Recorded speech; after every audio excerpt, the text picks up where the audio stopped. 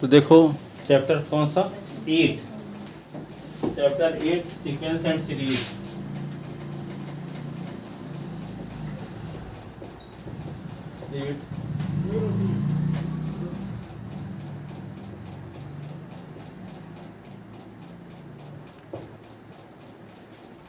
Sequence and sequence क्या होता है, जैसे मान लो ए और बी, तो सीक्वेंस को जानने के लिए फंक्शन जानना जरूरी है। फंक्शन क्या होता है, जैसे मान लो f(x) = आपके पास है 2x + 1, तो s के स्थान पे क्या रख दिए 1, 2 × 1 + 1 2 + 1, तो ये होगा 3।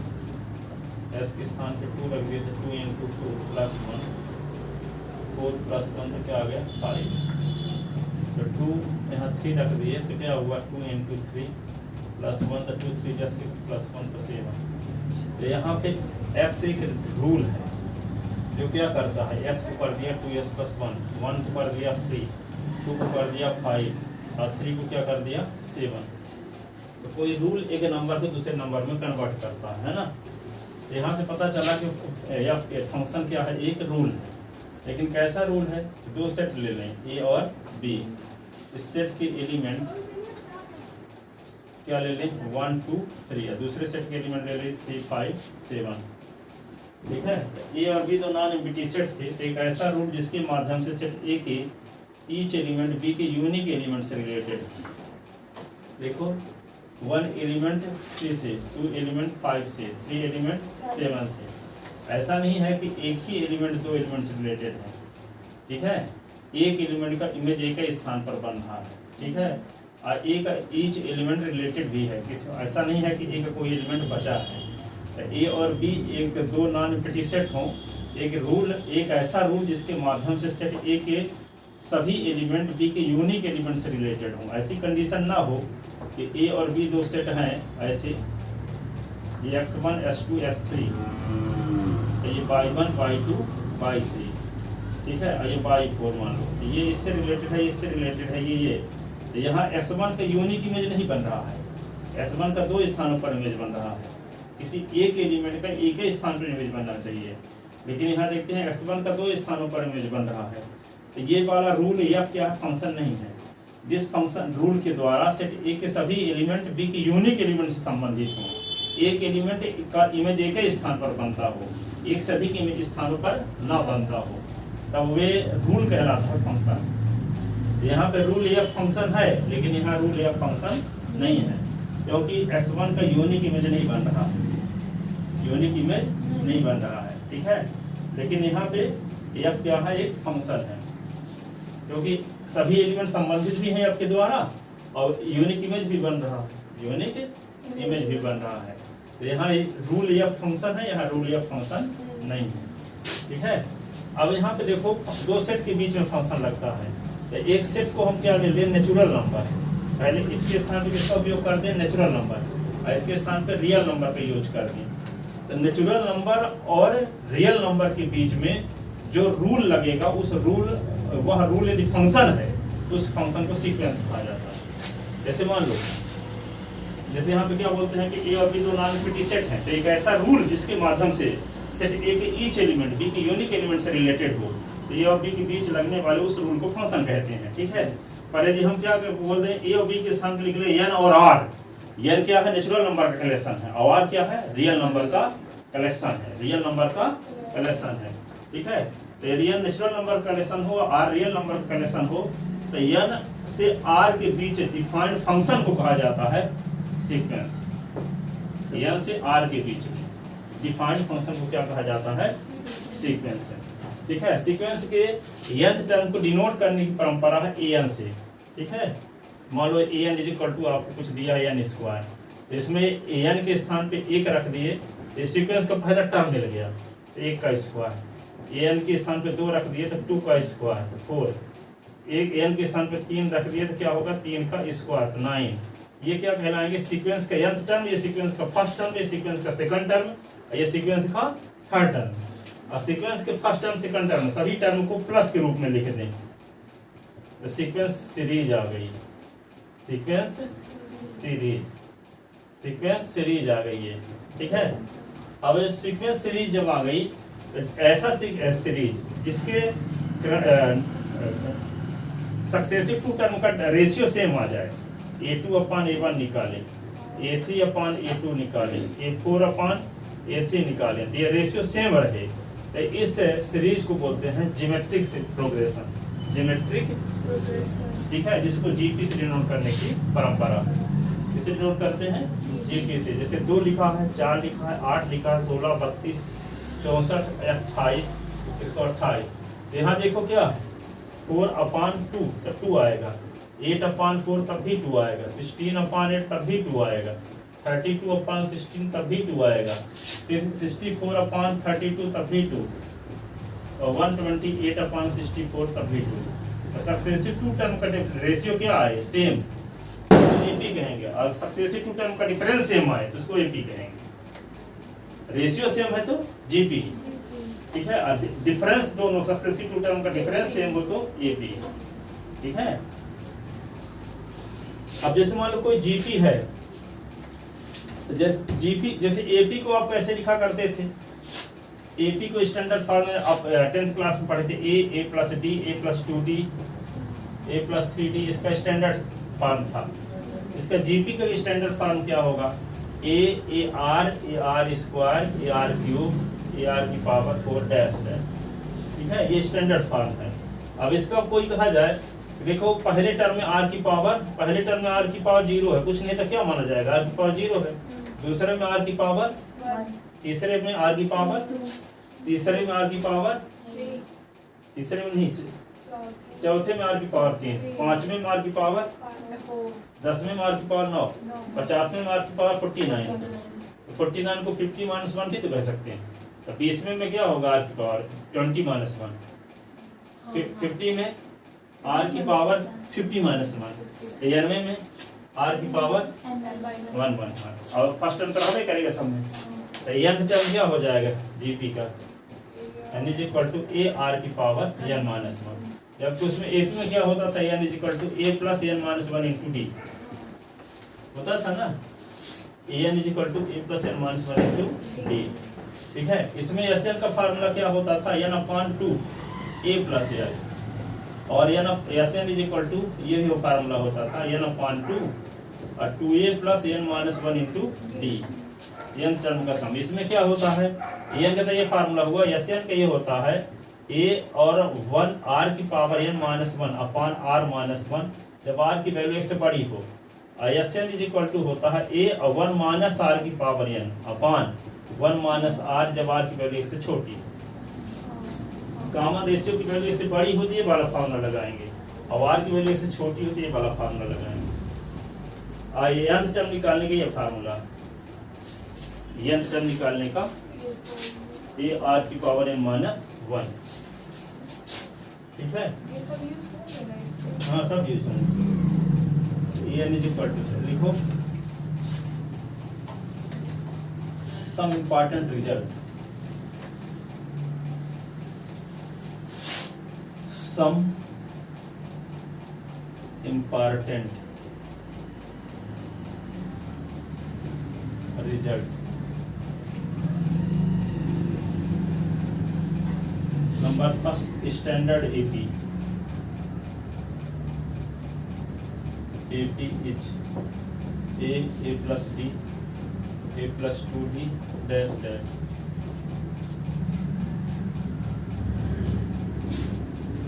whose first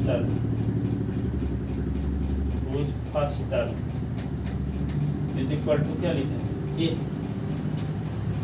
first term a ना है, इसी को क्या लिख सकते हैं, a + 0d, इसी को क्या लिख सकते हैं, a + 1 - 1 × d लिख सकते हैं, इसी को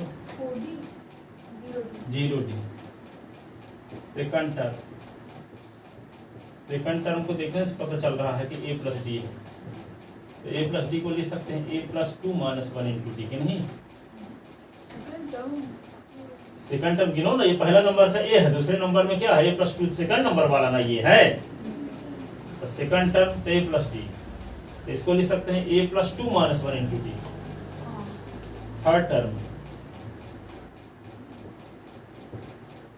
तो क्या होगा ए प्लस 2 डी, इसको लिख सकते हैं a plus 3 minus 1 into D. जैसे तीसरा निकाल तो 3 माइनस बनाया, पांचवा निकाल तो 5 माइनस बनाया, 11वां निकालेंगे तो n माइनस 1 डैश डैश। जैसे मान लो लिखा है यहाँ पे T20 टर्म निकालना, तो a प्लस क्या होगा 19d, a प्लस क्या लिखेंगे 20 minus 1 into D.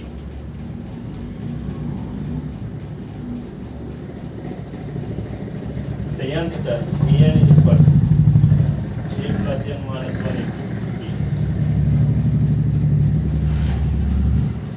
n is equal to a plus n minus 1 into D. 20 में 20 माइनस 1 है तो n में क्या होगा n माइनस 1।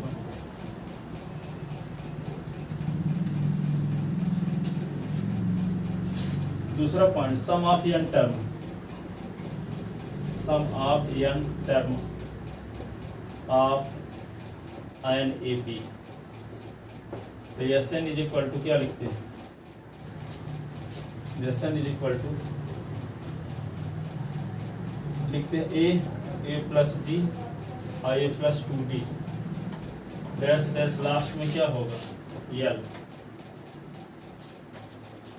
लास्ट में क्या होगा लास्ट टर्म को यल से नोट करते थे। यल के पहले क्या रहा होगा यल माइनस डी, इसके पहले यल minus 2d।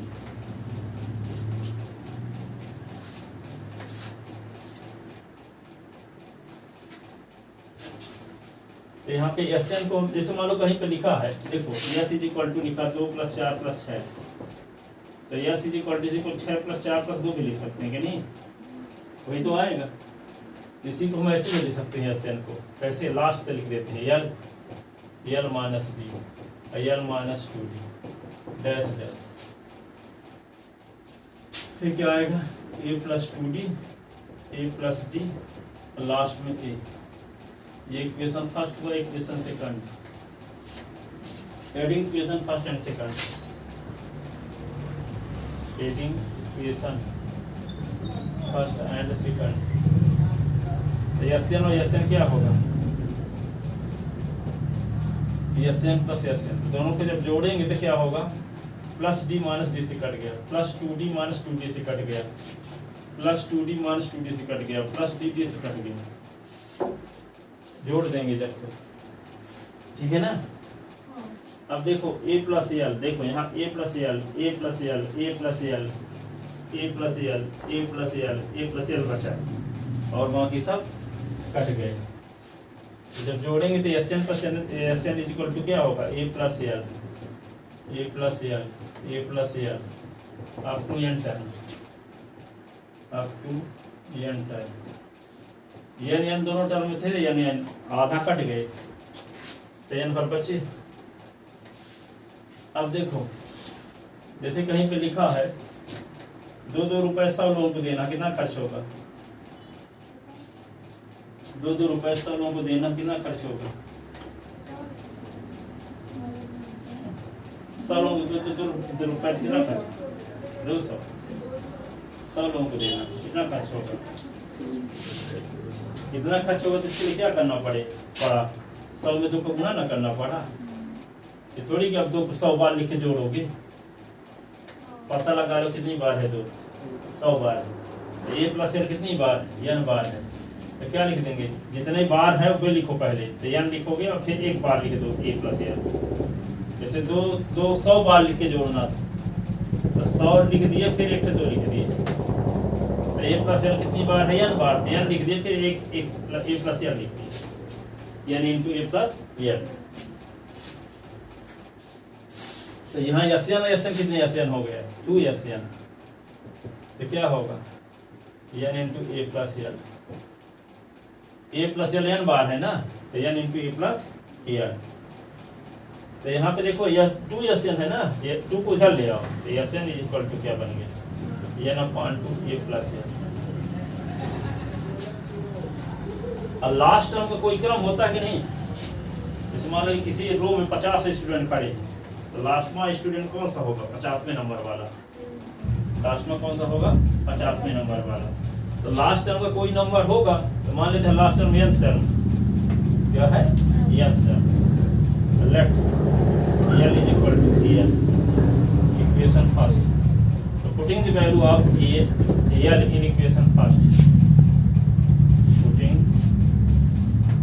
The value of l in equation first, yes l upon l के स्थान पे क्या लिखेंगे? an। an का क्या formula? a plus n minus 1 into d।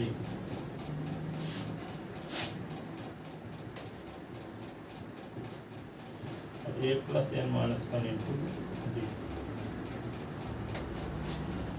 S N is equal to क्या आ गया? n upon two a two a n minus 1 into ऐसे। तो S N is equal to दो फार्मूले आ गए, एक तो ये है n upon two a plus n, एक ही आ गया ए पी सीरीज का n टर्म का सम निकालने के लिए।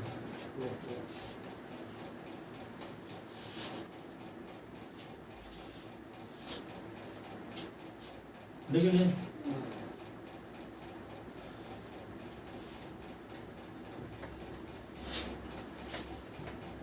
अब geometric progression,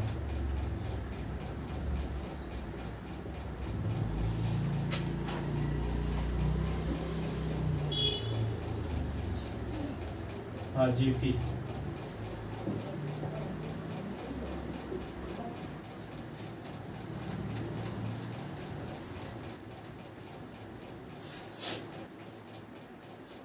any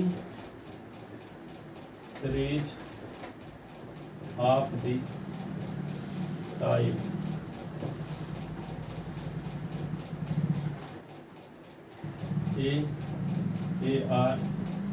ar square ar cube dash dash is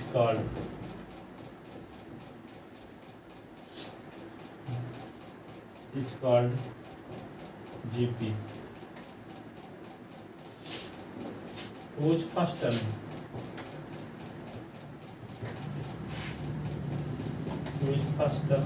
is equal to a common ratio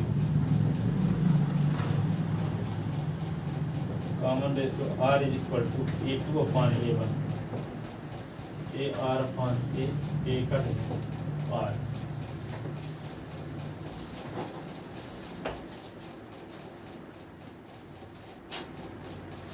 common ratio r is equal to a2 upon a1 r।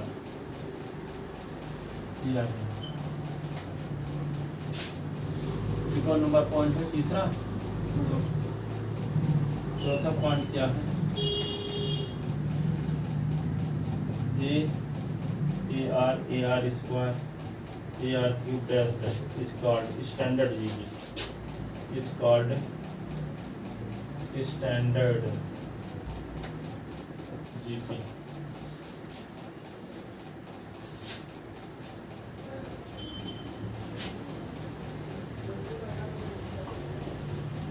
अब देखो इसका कौन सा term? First term t1 is equal to क्या लिखेंगे? t1 is equal to t1 का लिखे a1 लिखे लेते हैं। a1 इज इक्वल टू ये है कि नहीं है इसमें? First term. a2 is equal to क्या? ar, इसको लिख सकते हैं ar की पावर 2 माइनस। तीसरा टर्म क्या है? ar cube.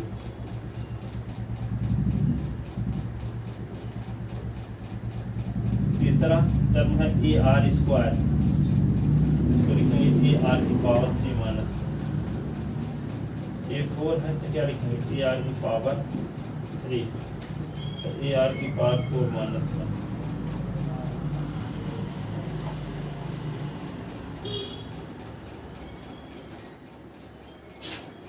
तो देखो क्या हो जाएगा? Dash dash a n is equal to क्या फार्मूला बन गया? ए आर की power n minus nth term of G।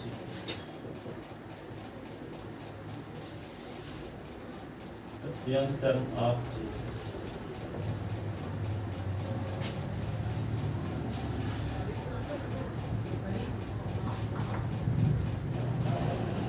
धर्मा लिख ले।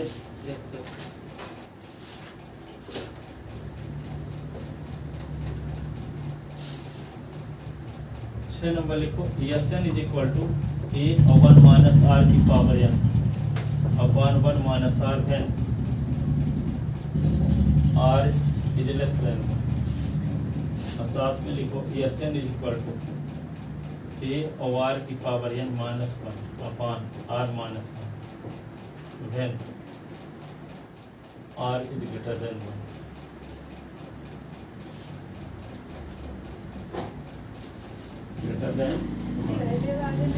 आर की वैल्यू एक से छोटी तो 1 माइनस आर की power n upon 1 minus R. इसमें आर की वैल्यू बड़ी तो आर की पावर n पहले, आर की पावर n पहले लिख लेते ना।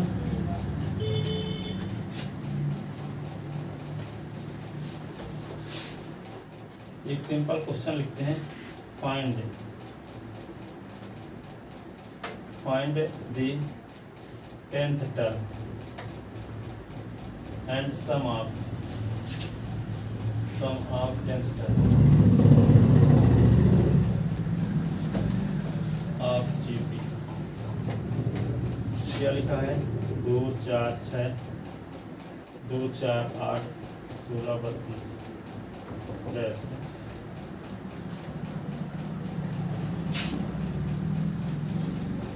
10th टर्म क्या होगा? यार फर्स्ट टर्म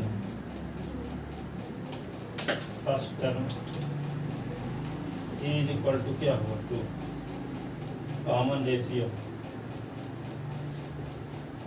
रेशियो क्या होगा? R is equal to 4/2। तो क्या निकालना है इसका? 10th term S10।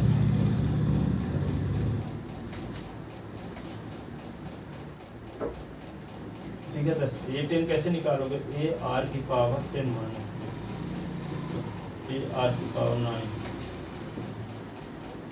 ए के स्थान पे क्या लिख देंगे? 2, आर के स्थान पे 2 की पावर 9, 2 की पावर 1, 2 की पावर 9, 2 की पावर 9 और 2 की पावर 10 बराबर 1024। ठीक है, तो आपको A10 मिल गया। अब क्या निकालना है? Here R इज, R का मान जो आया है 2 आया है, एक से बड़ा है कि नहीं? देखो R की वैल्यू 2 आई, एक से बड़ा, तो यहाँ से कितने टर्म कटा? S10 इज इक्वल टू लिखोगे A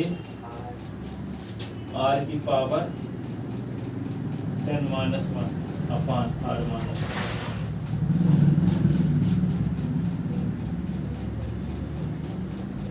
तो S10 A के स्थान पे क्या लिख दें? 2 R की पावर क्या लिखेंगे? 10। तो R की वैल्यू क्या आई? 2। ये होगा 2 माइनस 10 2 की पावर 1024 माइनस 1 1024 से निकल गया था 1023, ऐसे आएगा। 200 गुना कर दो, 1023 का आता 2046।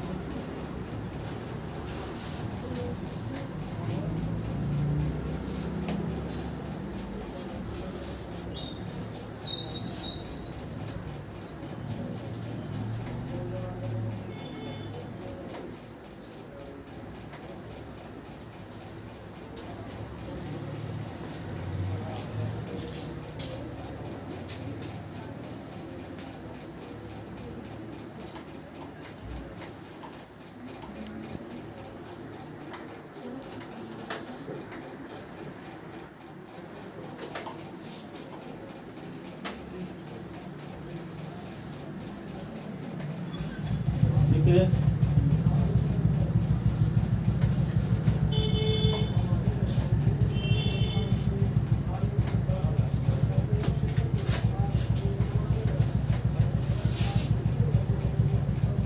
Number find the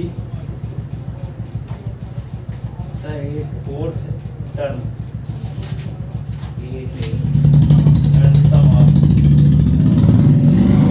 of fifth term of GP। ये है 1/2 प्लस 1/4 1/8 1/16 डैश डैश। एक जीपी सीरीज दी गई है, इसका क्या निकालना, फोर्थ टर्म और sum of fifth term of GP. देखो क्या करोगे, here first term is equal to 1/2, r is equal to क्या लिखोगे 1/4 अपॉन 1/2 1/2 इंटू 1/2 अपॉन 1/2 ये से कट गया 1/2। अब आर की वैल्यू इससे छोटी है कि बड़ी, इज लेस देन 1। क्या निकालना है, फोर्थ टर्म ना। ए एन का क्या फार्मूला है, ए आर की पावर एन माइनस में ए 4। ए के स्थान पे क्या लिखेंगे 1/2, आर के स्थान पे 1/2 की पावर एन माइनस में। कौन सा टर्म निकालना है, इसका फोर्थ टर्म ना। यहाँ पे 4 माइनस में करना चाहिए।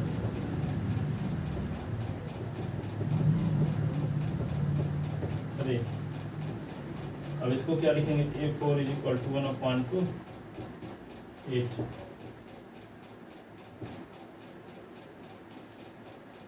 और 2 8 16, ये आंसर।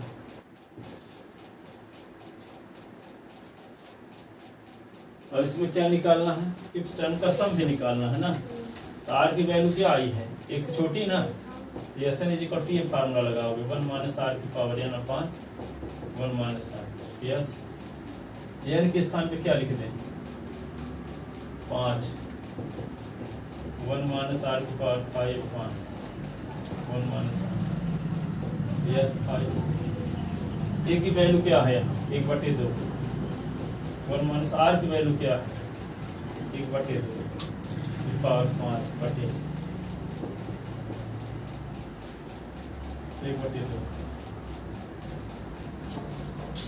इसको 1/2 लिख सकते हैं, 1 माइनस 1/2 पावर 5 तो क्या लिख सकते हैं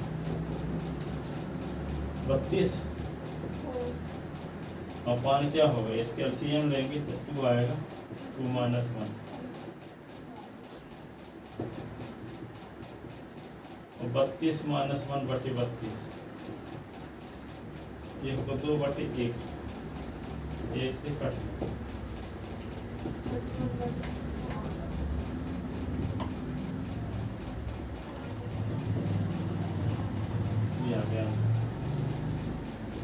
इस प्रकार इसका ये इंट्रोडक्शन हुआ। अब कल एनसीईआरटी वाले क्वेश्चन बताएंगे, आज जाओ पर बस इतने पढ़ाएंगे।